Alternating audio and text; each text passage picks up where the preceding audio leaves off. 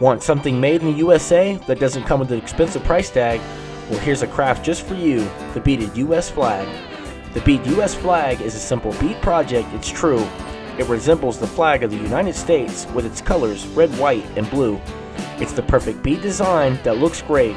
It's simply fast, fun, and easy to make. So get ready for this tutorial that'll satisfy your creative needs. Feel free to give this video a like and enjoy this episode of TurboBeads.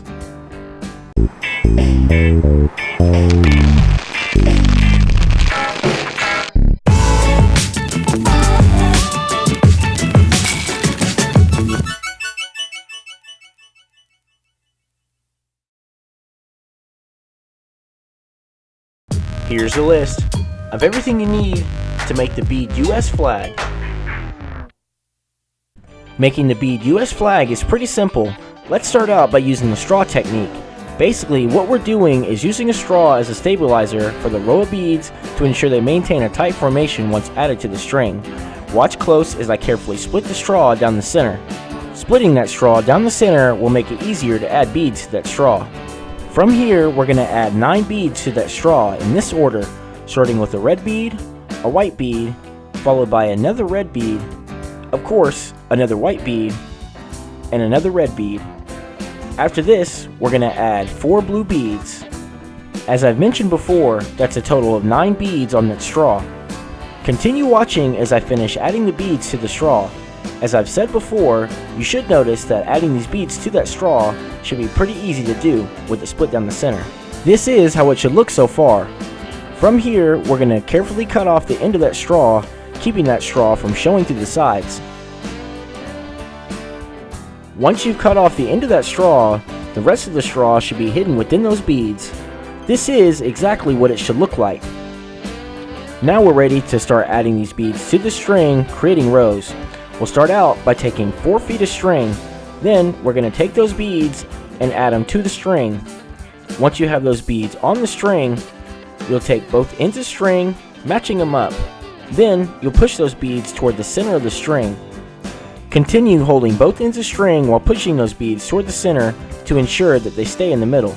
Once you have those beads in the center of the string, be sure that they stay in the middle to ensure you have the same length of string to use on both sides. Making the next row is just as simple as the first row. We'll take that straw and we'll add those 9 beads to the straw using the same pattern that we did as the previous row. This is what it should look like. Once you have those beads on that straw, again, we'll carefully cut off the end of that straw, keeping it from showing through the sides, leaving that straw hidden within those beads. From this point, we're going to take one end of the string and add those beads to that string. As I should mention, be sure that those beads are identical to that first row. Once you have those beads on that string, you'll take the other end of string and run it through all of those beads as well, going in the opposite direction. Watch close as I guide the string to these beads. As a quick tip, if you're having a hard time getting that string to those beads, you can hold those beads in place, pulling one end of the string, and the other end should follow. Now that you have both ends of that string through those beads, you'll pull both ends of the string until you've reached the top, bringing all of those beads together. As you can see, we finished the second row. With the second row complete, creating the next rows will be just as simple. Again, we'll use the same steps, using that straw technique by adding those 9 beads to the straw, cutting off the ends, keeping that straw hidden within those beads, then taking one end of the string, adding those beads to the string. With those beads on the string, you'll take the other end of string and run it through all of those beads as well, going in the opposite direction. Again, once you get that string through all of those beads, you can pull both ends of the string until you've reached the top, bringing all of those beads together. Be sure to pull both ends of the string evenly and just enough to keep those beads in a tight formation.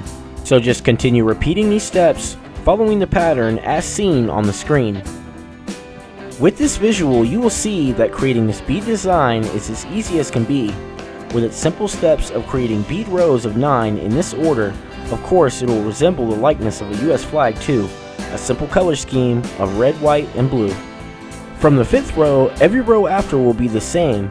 As you can see, again, it's a total of 9 beads, alternating the red and white beads to give this pattern the look of the stripes. And as I've said before, Be sure to pull that string just enough, keeping those beads in a tight formation. Continue watching as I finish these final rows of the pattern.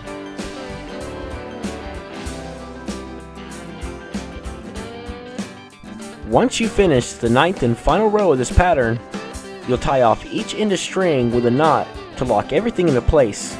This visual should make it a bit easier and clear to understand on how the knot is tied. When tying your string in a knot, be sure that your knot is tied nice and secure to ensure that everything stays locked into place. Here's the perfect example of how your knot should look.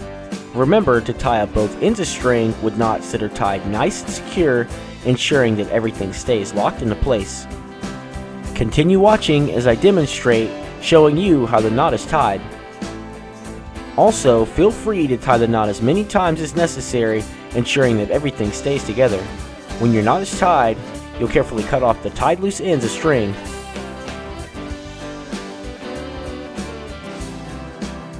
And from this point, if you have a lanyard hook, you can attach it in between the first and second row of this pattern. With that lanyard hook attached, your beaded US flag is now complete. And there you have it, another patriotic fine bead design that was fast, fun, and easy to make. Hopefully this tutorial was helpful and you can create one just as great. If there's anything you would like to add, requests or suggestions, feel free to leave a comment below. And if you are new, or you just haven't already, don't forget that you can always subscribe if you want to be notified for more bead tutorials just like this one. Hoping you'll tune in for the next one to satisfy your creative needs. Until next time, as always, thanks for watching TurboBeads.